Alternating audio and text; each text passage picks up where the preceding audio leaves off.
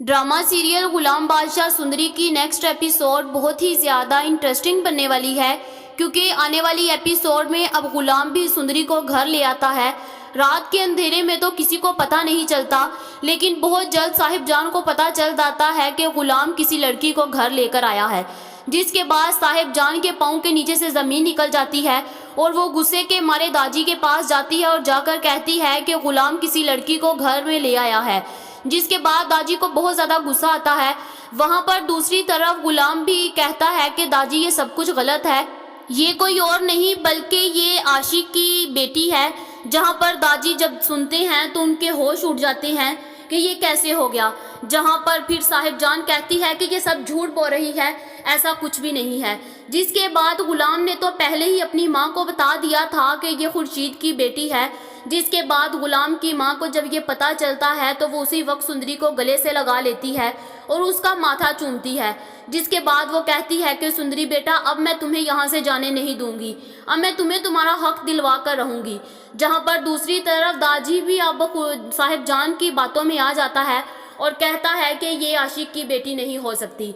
जहाँ पर उसी वक्त गुलाम जो वो वीडियो निकाल कर दिखा देता है जो आशिक ने मरने से पहले बनवाई थी, जिसमें कहा था कि इसको तुम इसके माँ के हवाले कर देना, क्योंकि मेरी ज़िंदगी का कोई पता नहीं, अगर मैं मर गया तो इसको सुंदरनगर ले जाना। जिसके बाद जैसे ही वो वीडियो दादी देखते हैं वो बहुत ज़्यादा शौक उनको लगता है। जिसके बाद दादी कहते हैं कि नहीं, ये तुम सब कुछ गलत कर रहे हो, ये उसकी बेटी नहीं है। जिसके बाद दादी ये फैसला करता है कि सुंदरी और गुलाम अभी और इसी वक्त इस घर से निकल जाएं और ये दोबारा इस घर का मुंह तक ना देखें। जिसके बाद अब गुलाम की माँ चुप रहने वाली नहीं है। वो कहती है कि पहले मैंने बहुत चुप रह लिया, अब मैं सुंदरी को कुछ गलत नहीं होने दूंगी, अब मैं सुंदरी और गुलाम दोनों को हक दिलवा कर रहूंगी। जिसके बाद जैसे ही अगला दिन आता है तो बादशाह भी अपनी फुप्पो के कमरे में जाता है और जाकर अपनी फुप्पो से कहता है कि आपको पता है कि मैं जिस लड़की को पसंद करता था वो कोई और नहीं बल्कि आपकी बेटी सुंदरी है। जिसके बाद जैसे ही खुर्शीद को ये पता चलता है कि सुंदरी उसकी बेटी है, वो उसको फ़ौरन से गले लगा लेती है।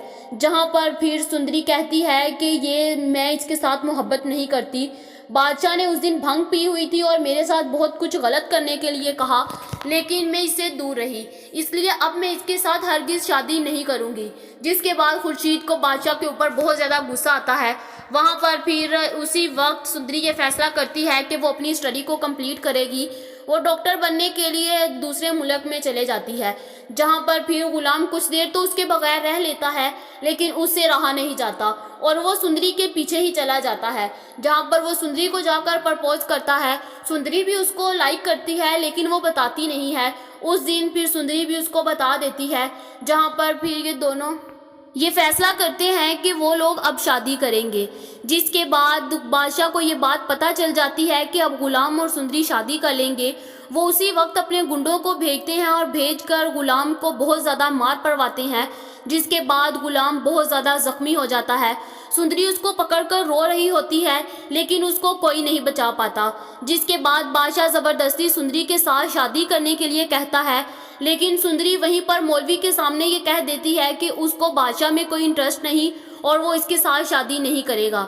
जिसके बाद बादशाह को बहुत ज़्यादा गुस्सा आता है और वो इस मुल्क को छोड़कर चले जाता है।